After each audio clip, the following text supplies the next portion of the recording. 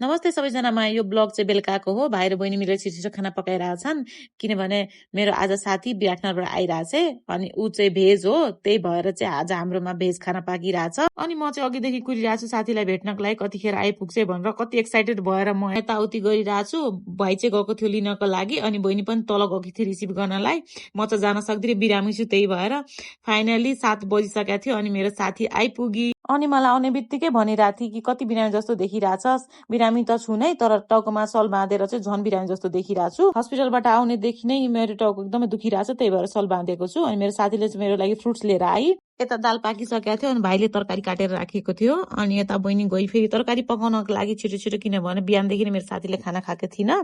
अनि म चाहिँ यता फ्रुट्स खान थालेँ मेरो साथीले ल्याएको।